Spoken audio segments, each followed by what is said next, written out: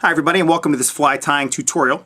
The pattern that you see me beginning right now is basically an unnamed woolly bugger. I'm calling this the Steeler bugger, so if you have already previously checked out the title of this YouTube video, you'll know that. This is really just a fun fly. I could say nothing more than that.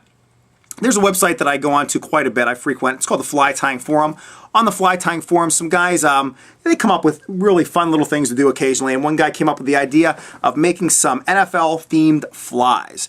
I am a Steelers fan because I live in the Pittsburgh area, hence I decided to go with something that would actually have an opportunity to catch fish and represent my favorite team, known as the Pittsburgh Steelers. Thus, this is what I'm going to be calling the Steeler bugger. This is just a fun fly. I'll be honest, I have not even fished this, so I can't tell you that if you go out there, you're going to whack them or not. But I will tell you, this is a fun pattern. If you have a favorite NFL team, if you happen to enjoy the NFL as a form of entertainment, definitely tie something up and create a video response or email it to me and let me know, because I think this is just a fun little thing. Check out Fly Tying Forum. Maybe you can see the post. Who knows how long it will be there, but it's there as of right now. So to start off, I got a nice little, about a 3mm gold tungsten bead. You know, we are the black and gold in Pittsburgh. Nice streamer hook. And I'm just putting a little bit of, I put a little bit of 020 lead wire on the shank. There's a couple little pieces of that lead sticking up. I'm not too worried about it. Going with the black and gold, I'm just going to grab a little bit of black marabou. You really can never go wrong with black marabou. I'm going to tie this in.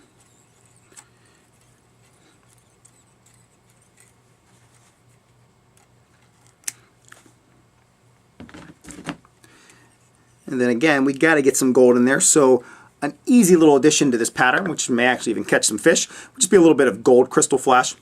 I grab somewhere around a half a dozen fibers,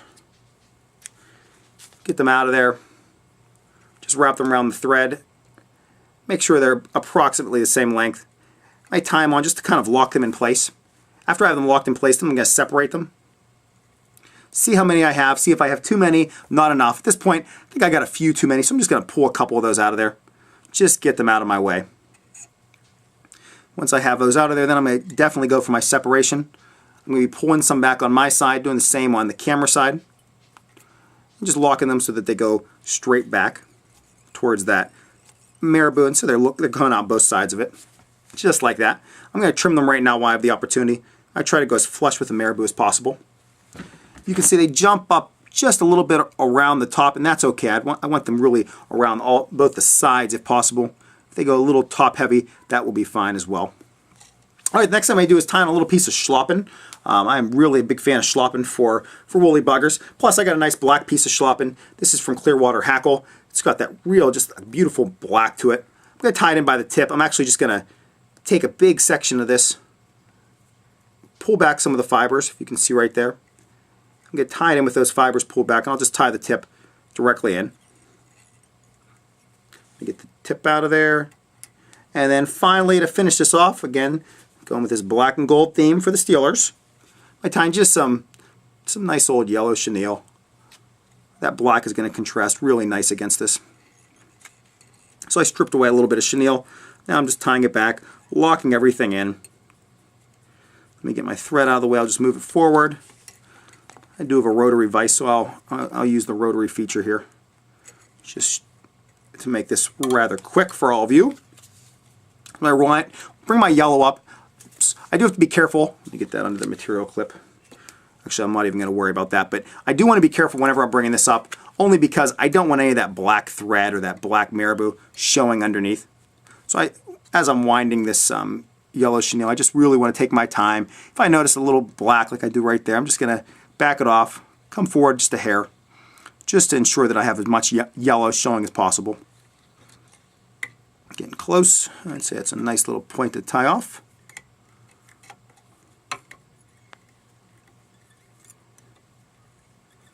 That yellow really does show up well, as I can see it on the playback for my camera. Get that out of there. I'm just going to advance my schlappen forward. Take a couple extra wraps in the back. As I wind this forward, I'm just going to stroke these fibers back just a hair.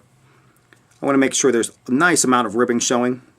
Try to keep them as even as possible. And I like how these fibers, because I tied it in by the tip, they get just nice and long as you get up to the head of this pattern. I put a second winding of that schloppen from clear water at the front. Let me tie all this stuff off. Trim that as close as possible. All right, once I have all that stuff at the head kind of tied off, I'm going to just pull it back a hair. Make a nice little head in there. I tie off. I will add some head cement. That'll be post video.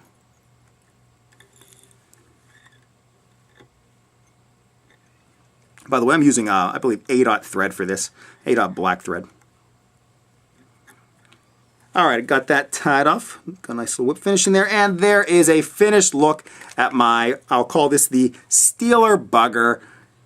Nice schlop and hackle, just contrasting with that yellow chenille body. Got a little black marabou, some gold crystal flash, and a nice gold tungsten bead at the front. Hey, this is definitely a fun pattern. If you have a favorite NFL team, you'd like to do a little comment back, please go for it. This is definitely fun. Check out the Fly Tying Forum. You can see some of that stuff, some of their other patterns there. They're just really fun to play around with. And thanks to Clearwater Hackle for the use of this schlop and hackle. Really great stuff that I highly recommend on woolly buggers.